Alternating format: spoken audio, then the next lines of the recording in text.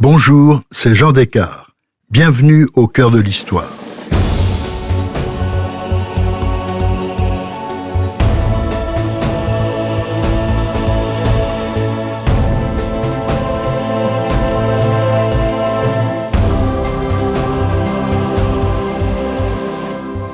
Dans ce nouvel épisode de notre série thématique sur les figures mythiques ayant réellement existé, je vous raconte la vie d'un personnage sulfureux, Lucrèce Borgia. Sa réputation doit beaucoup à la pièce éponyme de Victor Hugo. Mais quel était son vrai visage ? À l'âge de 13 ans, en 1493, Lucrèce Borgia est mariée à Giovanni Sforza par son père, le pape Alexandre VI. Par ce geste purement diplomatique, il indique qu'il cesse de soutenir les Aragonais pour la possession du royaume de Naples et se range du côté des Sforza, ducs de Milan, qui, eux, soutiennent les revendications françaises du roi Charles VIII sur ce royaume. Mais celui-ci échoue, et le pape retourne finalement à son alliance aragonaise. Le mari de Lucrèce est devenu parfaitement inutile. On doit lui trouver un nouvel époux, plus conforme à la nouvelle politique de son père.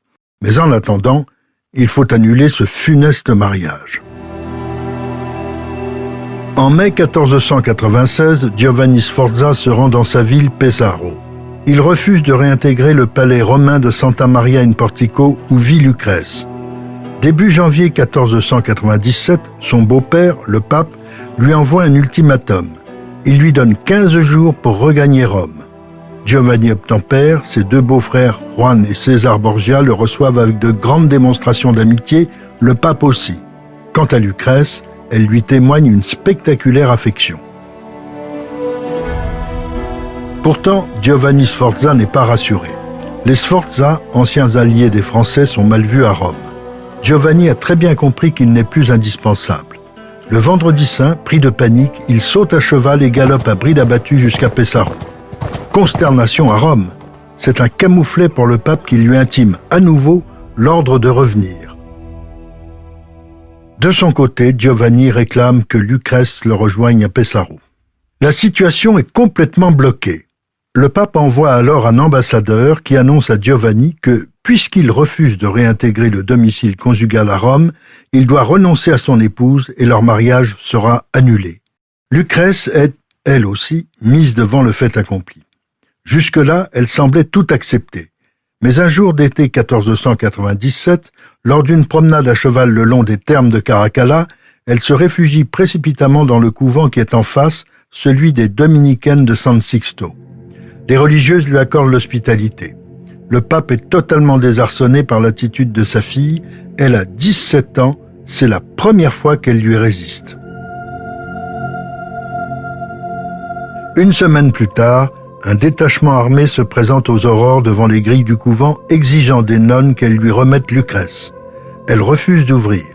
Le frère de Lucrèce, César, fait une autre tentative d'enlèvement, tout aussi inefficace. Pendant ce temps, le dossier d'annulation du mariage avance. À Pesaro, Giovanni Sforza est atterré d'apprendre que cette annulation s'appuiera sur une loi qui autorise une femme à demander le divorce si, au bout de 3 années, le mariage n'a toujours pas été consommé.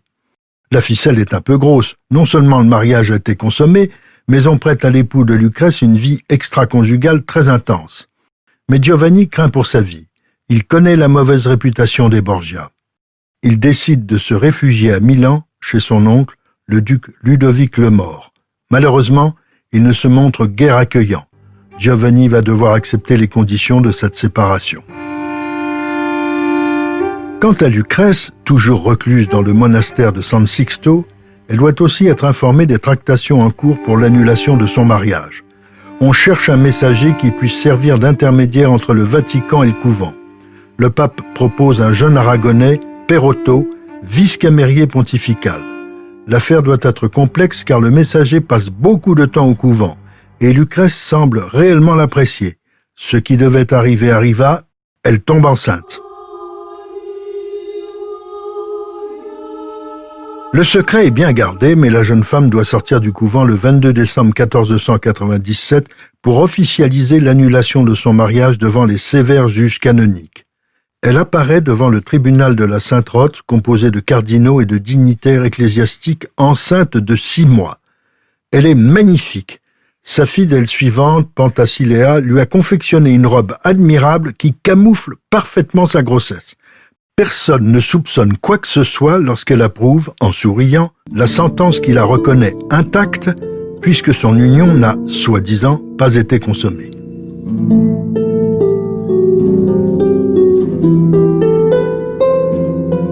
Lucrèce a retrouvé sa virginité diplomatique. Elle est officiellement disponible pour une nouvelle alliance, bien plus éclatante et utile que la précédente. Alexandre VI charge son fils César de marier sa sœur comme il convient. Mais entre-temps, ce dernier a appris la grossesse. Il est fou de rage contre sa cadette. Il poursuit Perotto à travers les appartements pontificaux du Vatican. Le malheureux se réfugie aux pieds du pape, alors assis sur son trône dans la salle d'apparat. Alexandre VI a beau le couvrir de son manteau, César larde Perotto de coups d'épée, éclaboussant son père du sang de sa victime. Son corps est jeté dans le Tibre. Il sera repêché quelques jours plus tard avec le cadavre de la fidèle Penthesilea, qui elle aussi a subi la vengeance de César. Lucrèce regagne discrètement son palais de Santa Maria in Portico et accouche d'un garçon le 18 mars 1498. Puis, elle quitte Rome pour quelque temps. On ne reparlera de cet enfant que 3 ans plus tard, en septembre 1501, quand Alexandre VI décidera de légitimer son existence par 2 bulles pontificales. La première fait de Giovanni le fils naturel de César Borgia, frère de Lucrèce, et d'une inconnue non mariée. L'autre bulle, censée rester secrète, accorde à l'enfant le duché de Létie et en attribue la paternité au pape lui-même. L'enfant de Lucrèce a donc potentiellement 2 pères, son propre père et son frère. Dans ces conditions extravagantes, comment ne pas douter de la moralité des Borgia? Comment cette famille est-elle arrivée au sommet du pouvoir à Rome et comment Lucrèce survit-elle à ces turpitudes?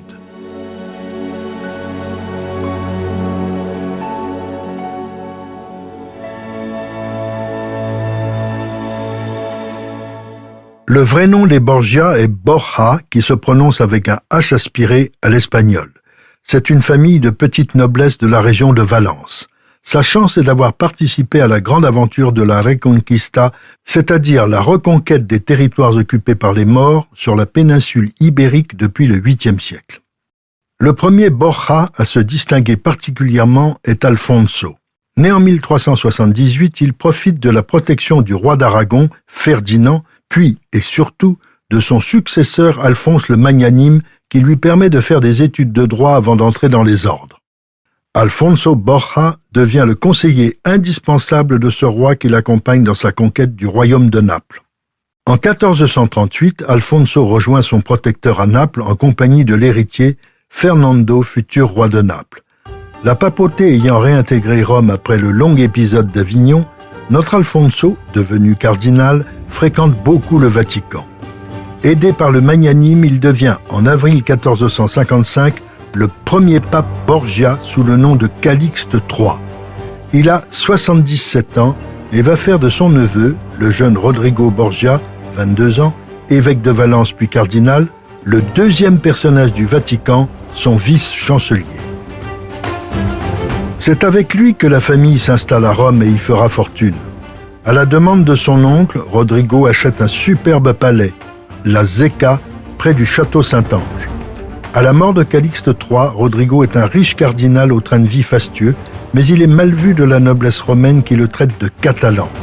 Les aristocrates ont très mal vécu le pontificat de son oncle, le premier catalan devenu pape. Néanmoins, Rodrigo réussit à rester vice-chancelier des papes suivants. En tant que cardinal, il participe à plusieurs conclaves. Et le cardinal Borgia, tout en servant loyalement le pape Pie II, va fonder une famille. Il rencontre une certaine Vanozza Catanei, qui deviendra la mère de ses enfants, les plus connus César et Lucrèce, respectivement en 1475 et 1480, mais aussi Juan et Geoffrey. Rodrigo les reconnaît tous les 4. Il a pour sa fille Lucrèce de hautes ambitions. Après l'avoir laissée quelque temps à sa mère, il la confie à sa cousine Adriana qui avait épousé un Orsini. Lucrèce a donc été élevée par sa tante dans une résidence magnifique, le palais de Santa Maria in Portico, nouveau palais Borgia jusqu'au triomphe de son père.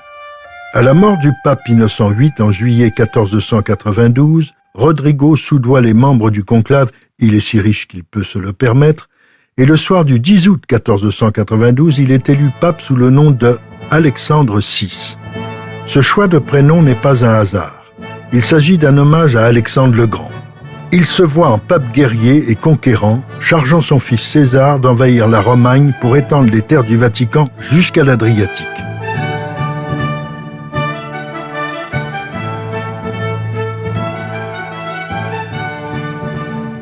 Son intronisation a lieu le 26 août 1492.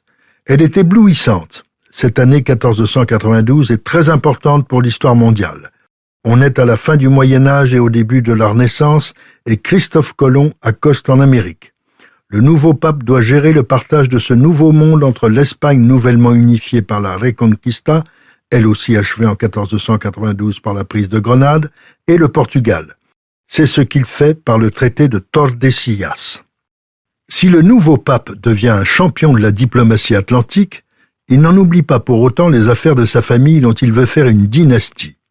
Son fils César, âgé de 17 ans, est à la fois évêque de Pampelune en Espagne et étudiant en droit à Pise en Italie. À ce moment-là, Juan a 16 ans, Lucrèce 12 et Geoffrey 10. Lucrèce parle l'italien, le catalan et le castillan. Le palais où elle vit accueille les esprits les plus en vue de l'époque. Elle les rencontre. L'atmosphère dans laquelle elle baigne fait d'elle une véritable princesse de la Renaissance italienne. Son père y est très attaché. Il a d'immenses ambitions pour son mariage. Il y pense dès 1491, alors que Lucrèce n'a que 11 ans. Il n'attendra que 2 petites années pour la donner en mariage à Giovanni Sforza. Je vous ai raconté la fin désastreuse de cette union au début de cet épisode. Pendant que se trame le divorce de Lucrèce, son deuxième frère, Juan, duc de Gandie, vit en Espagne avec son épouse, la duchesse Maria. Appelé par son père, il arrive à Rome sans elle. Alexandre VI a besoin de ses compétences militaires. Or, Juan, beau, brillant et charmant, séduit tout le monde à Rome. César, son frère aîné, en conçoit une immense jalousie. Juan est de toutes les fêtes, on lui prête d'innombrables aventures amoureuses. Ces débordements lui attirent de nombreux ennemis parmi la haute aristocratie romaine qui gravite autour de la papauté. Mais le pape préfère fermer les yeux sur les frasques de son fils.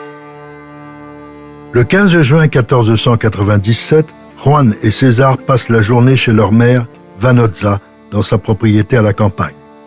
Une fois de plus, Juan est le roi du banquet. Tardant la nuit, les invités regagnent le Vatican par petits groupes. Arrivé devant le palais Sforza, Juan quitte ses amis pour, dit-il, se distraire. Il s'enfonce dans l'obscurité, on ne le reverra pas vivant. Dès le matin, on commence les recherches jusqu'à ce qu'un batelier du Tibre raconte avoir vu en pleine nuit 2 hommes descendre d'un cheval le cadavre d'un homme pour le jeter dans le fleuve. On finit par repêcher un corps en habit d'apparat percé de 9 blessures. C'est bien celui de Juan. Le pape, dont c'était le fils préféré, lance une enquête, mais tout le monde sait ou devine que c'est son frère César qui l'a fait assassiner.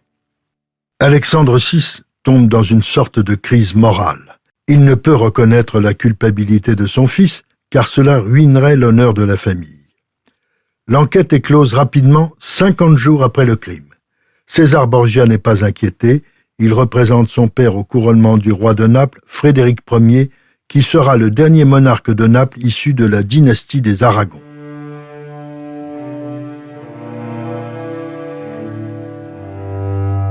On oublie rapidement tous ces drames. Il faut à nouveau marier Lucrèce débarrassée de son inutile Sforza. Les Aragons étant à nouveau maîtres de Naples, elle épouse Alphonse d'Aragon, duc de Bisceglie, le 10 juin 1498. Le couple s'installe naturellement au palais Santa Maria in Portico. Ils ont un fils, Rodrigo. Mais 2 ans plus tard, les Aragons ne sont plus à la mode. Ils perdent Naples au profit des Français et de leur roi Louis XII. Le mariage de Lucrèce n'a une nouvelle fois plus d'intérêt pour les Borgia. Alphonse en est bien conscient. Mais c'est sans inquiétude qu'il sort du Vatican le 15 juillet 1500. Il vient de dîner avec son épouse et son beau-père. C'est alors que 3 hommes surgissent dans l'obscurité, l'épée à la main. Ils se jettent sur lui. Il est blessé, mais son écuyer et son camérier parviennent à éloigner les assaillants. Ils ramènent leur maître en piteux état au Vatican. On le conduit auprès de sa femme en conversation avec le pape. Ils sont horrifiés. On donne au blessé une chambre sur place. Lucrèce veille sur lui, elle couche dans la même pièce. Alphonse récupère peu à peu. Mais un mois plus tard, elle le laisse un moment dans la chambre. 2 autres assassins en profitent pour achever le blessé. C'est un homme de main de César Borgia qui a accompli, en plein cœur du Vatican, ce crime effroyable. Ce dernier prétend qu'il n'est pas responsable.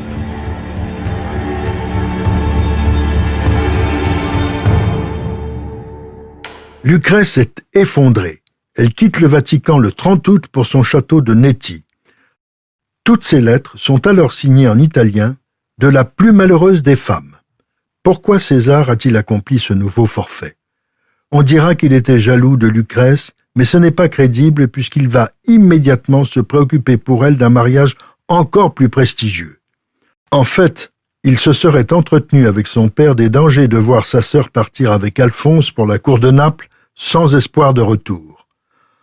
Or, à ce moment-là, on donne une nouvelle orientation à la politique du Vatican, une alliance avec les Français contre les Aragons de Naples. On a donc besoin de Lucrèce comme atout dans cette nouvelle politique, et il faut qu'elle soit veuve pour intégrer une famille prestigieuse. Un meurtre de plus ou de moins comptait peu dans cette Rome agitée de tant de querelles, de jalousie et de vengeance à assouvir. On choisit finalement pour elle une dynastie très ancienne, la famille d'Este. Si cette plongée dans l'histoire vous a plu, n'hésitez pas à en parler autour de vous et à me laisser vos commentaires sur le groupe Facebook de l'émission. Je vous donne rendez-vous demain pour la seconde partie de cet épisode de Au cœur de l'histoire consacré à Lucrèce Borgia. Au cœur de l'histoire est un podcast Europe 1 Studio. Il est écrit et présenté par Jean Descartes. Cet épisode a été réalisé par Jean-François Bussière. Ressources bibliographiques. Les Borgia, la pourpre et le sang par Jean-Yves Boriot, édition Perrin, 2017. César Borgia par Yvan Cloulas, édition Talendier, 2005. Les Borgia, la Trinité maudite par Jacques Robichon, édition Perrin, 1989. Catalogue de l'exposition à Ferrare, Palais Bonacossi, 2002.